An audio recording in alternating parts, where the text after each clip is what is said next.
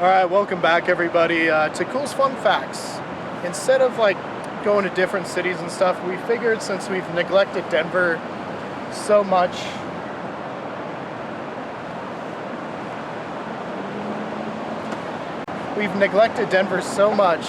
that we figured we'd try to give you a fun little Easter eggs of Denver video with the entire group.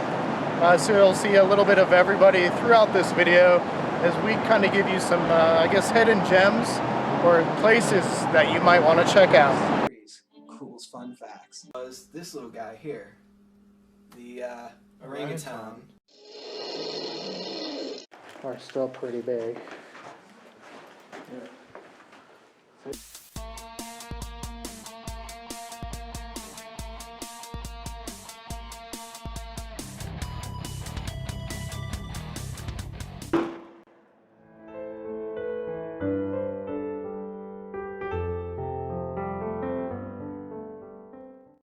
So we're standing in front of this embankment right here. It's kind of circular on the corner of Market and Spear Boulevard. And as you saw, we showed you a plaque of both the Rocky Mountain News building, the original one that stood here, as well as Auraria. Now, if you want to learn more about the Rocky Mountain News building and what happened to it, check out our Castlewood Canyon Dam video, link above.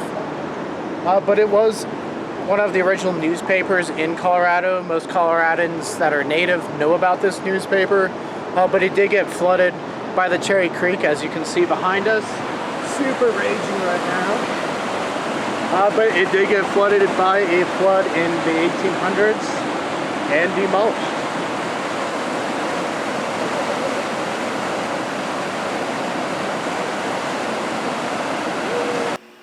Alright, so we're going to use this book, Lost Denver, because it's going to show a lot of cool old buildings that aren't around anymore. And the first one up is the actual Rocky Mountain News building that got washed away. As far as Auraria goes, it was a town that was set up about here. It's where like Auraria campus gets its name from. It was eventually incorporated into Denver. Kind of neat to see that just still represented somewhere in the city.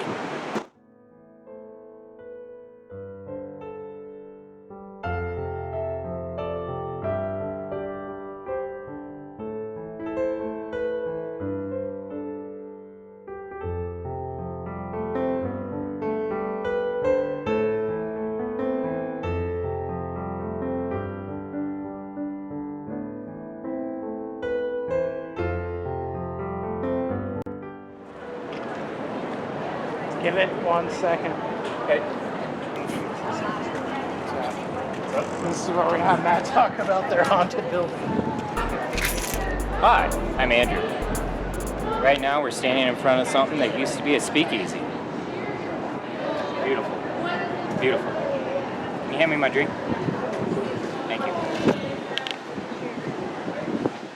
Greetings, here we are in Denver, Colorado on Larimer Square. We are at the Corridor 44. Alright, so it is said that this place is haunted by a ghost by the name of Amelia. Amelia is a lady who was kind of married to a gentleman who owned an illegal tavern who which used to be on this very spot right here. Alright, so the story behind this is the family had a daughter named Ginger. Ginger was dating this fella that the dad did not approve of. So the dad used his underground connections with the hitman, hired the hitman to take out the man that his daughter Ginger was seeing. The hitman did his job and took out this gentleman, but he also took out Ginger herself as well. So let's dive into the haunted part. I know you guys are like, well, wait, if the hitman killed Ginger, why is Amelia haunting this place? So apparently Amelia was sitting in the rear of the restaurant at the time that she found the news out that the hitman had taken out both of them. Currently, this location has a women's restroom in the area in which Amelia was at the time. Staff members have said that on multiple occasions the bathroom mirror in the women's bathroom has shattered, to the point now where they no longer believe that it was a coincidence. So the bathroom mirrors cracking is not the only part of the haunted experiences that are going on. Staff members have also said that some of the liquor bottles seemingly just turn over on their own. Chairs go from one side of the restaurant to the other. and some of them even claim they've caught a glimpse of Amelia herself.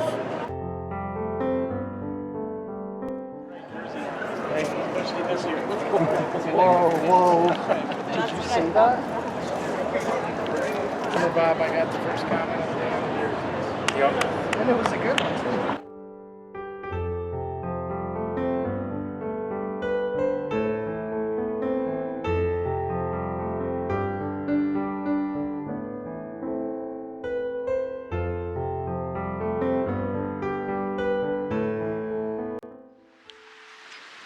Yes, in the world, buddy.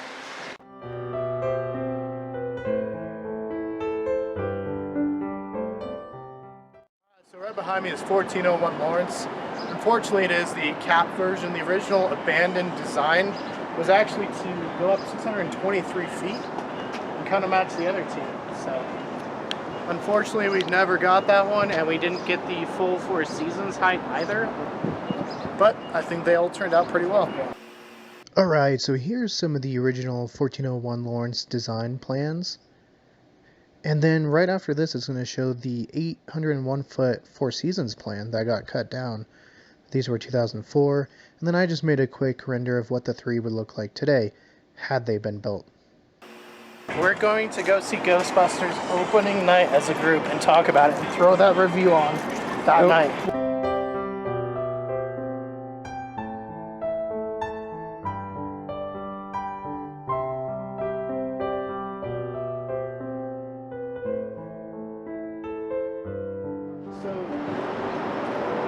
Hi.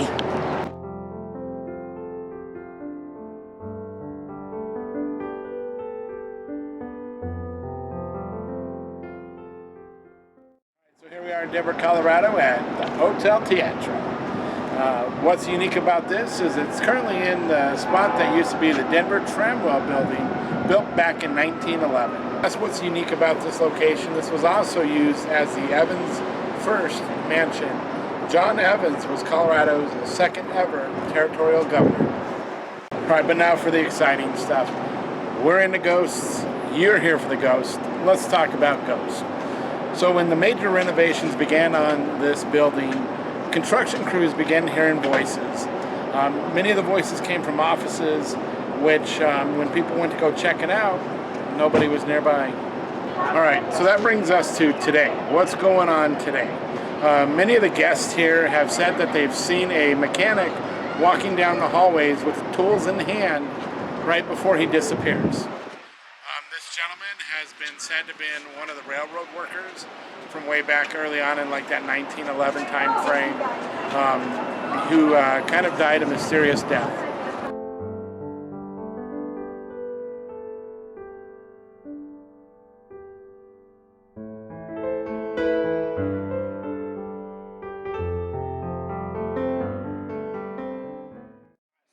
Saw from the other side, we can see Four Seasons again. It was Denver's first building with a spire. Alright, so with spire, it rises about 640 feet without, it's 565 at the roof. It does tower over one of Denver's former tallest buildings, Brooks Tower, right over here. That was the site of the mining exchange building. In fact, there's a miner that was on top of it out in front of Brooks Towers now.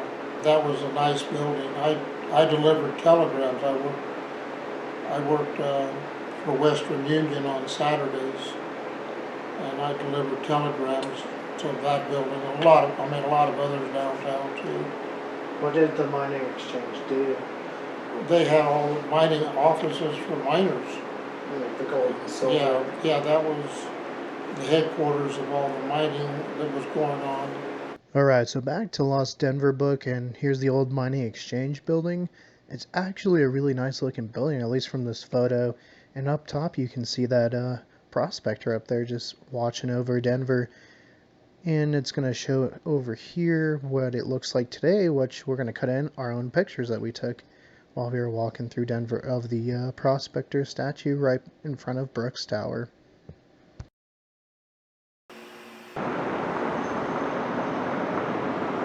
So Brooks Tower is a whole 420 feet tall. Alright, so right behind me is 1144, also known as the Optiv Tower, rising 603 feet tall. It is actually one of my more favorite ones in Denver. So we actually were able to go in the Devon Energy Tower in Oklahoma City, which is a sister tower of the Optiv Tower.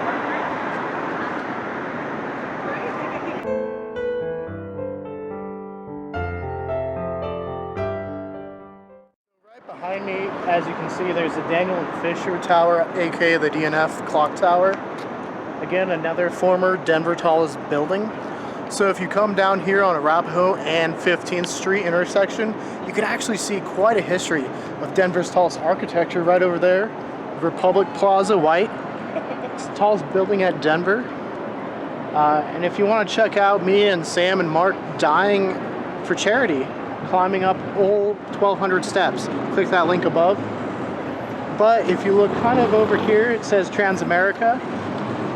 If you're a local Denver, Coloradan, you're gonna still probably call it the old Quest building. It's 1801 California Street. Denver's second tallest building by height, 709 feet, but with its antenna, it's the tallest point in Denver, Colorado. It's also my favorite one in Denver because it reminds me of the greatest city in America, Chicago. See those setbacks like the, hi, what are you talking about? Alright, so right behind us is Block 162, one of Denver's newest buildings. Alright, so here's some pictures of Block 162. We just weren't able to film too much of it due to the monsoon rain, but we were able to at least get some of these pictures to show you it. Hey, look at that. We found the Denver Omelet instructions here in downtown Denver.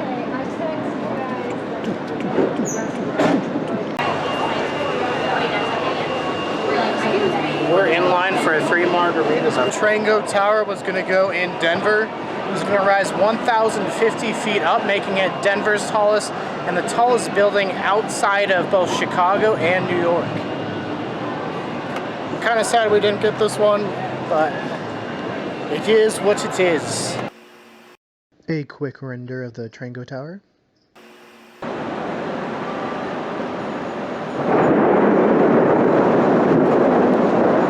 So at one point, Denver was also going to have another 1,000 footer, 650 17th Street. As you can see, we don't have that, which was too bad. It kind of had like an overhang with a pool. I'll put all these pictures in for you. And just a few of 1650, which, like I said, would have been really cool, I think. But we figured we'd cap it off here because then we also have One National here, which was the only building that ever had a observation deck here. Here's a pamphlet that I have of the old observation deck. We're just gonna look over it. Here's the back inside of it. And I'm just gonna scroll down so you can read that if you want. You can always pause it. I'm just gonna kind of look over this a little fast so we can get back to the video. But I thought it was really cool just to show you all what, you know, the observation deck that we used to have here in Denver, Colorado looked like. And when we open up, it'll kind of show what the views look like from all the sides, which I thought was really neat because obviously I'm never going to be able to experience this unless they bring it back.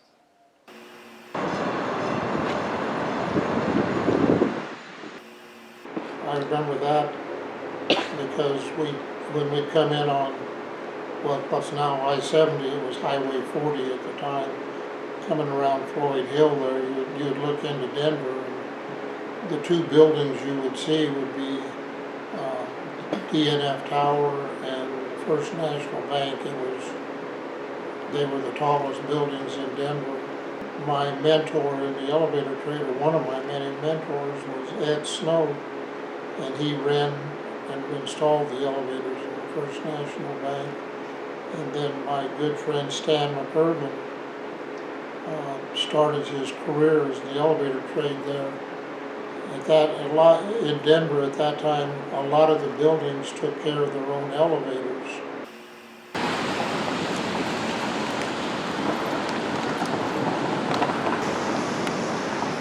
Could rebuild it. Another Culz Tower right here. 2 of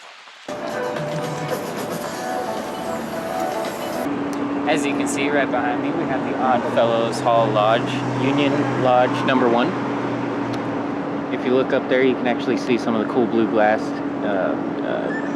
stained glass up there, stuff like that. There's all sorts of neat stuff to look at.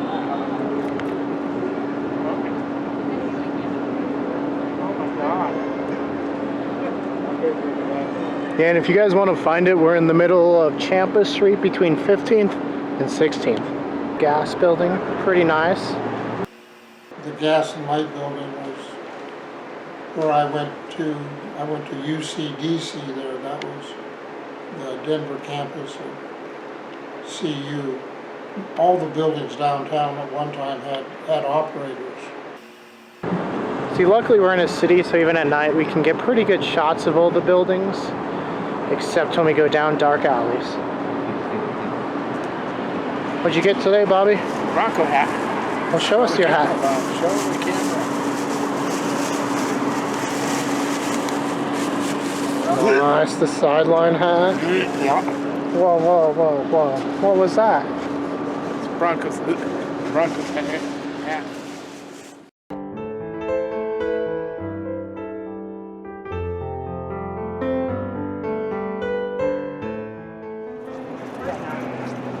The World Trade Center moves out of those.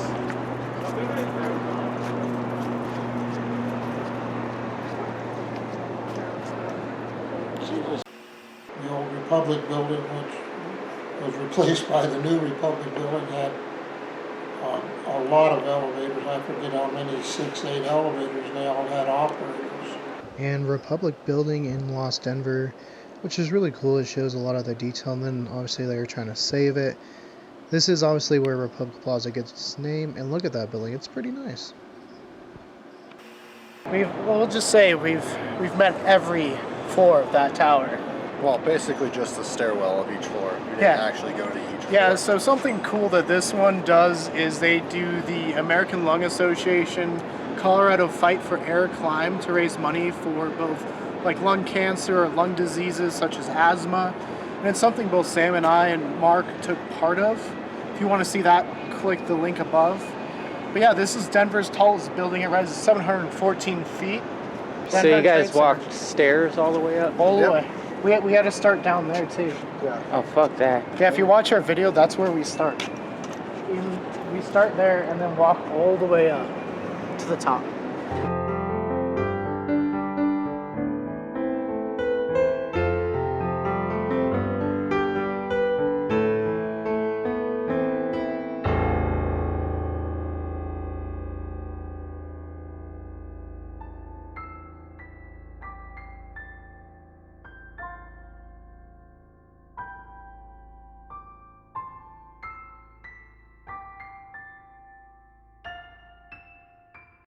Night here in Denver, Colorado. We're standing right beside the Brown Palace Hotel, built in 1892.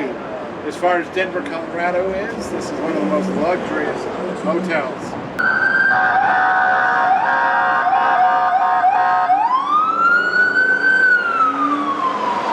And let's get into the Brown Palace, right?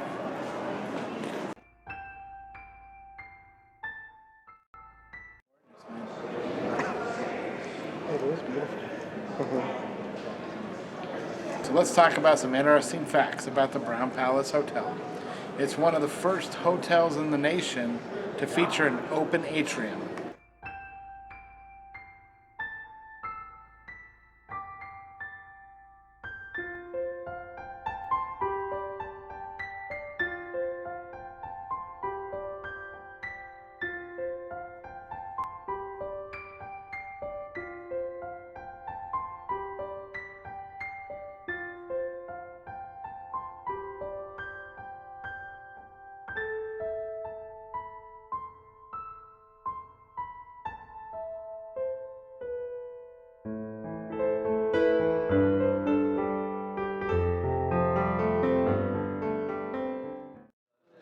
Friends. So with a building that's been around since 1892, I'm sure there's numerous ghost stories involved here, which there are, but we're going to cover kind of a fun one with you now. So in 1940, a Denver socialite lived in room 904 from 1940 till 1955.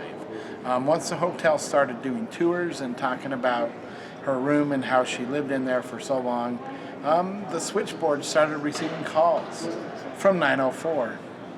But the interesting thing was, 904 was undergoing renovations at the time, so nobody was occupying the room.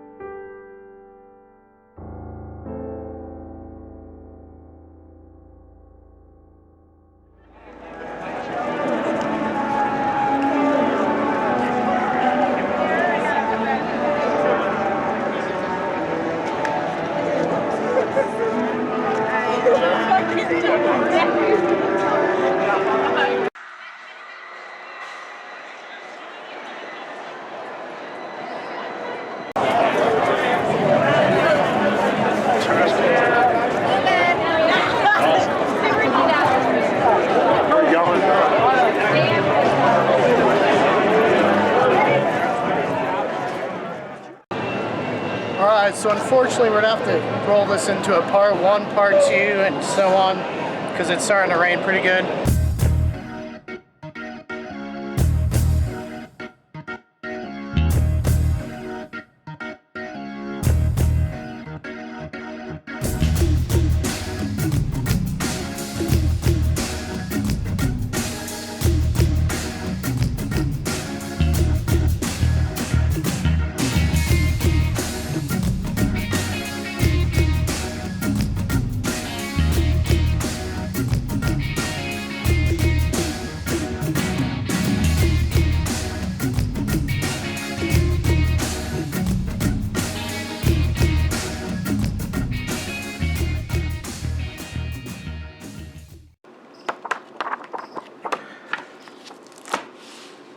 Well, that was our first episode on Culz Fun Facts of Denver, Colorado.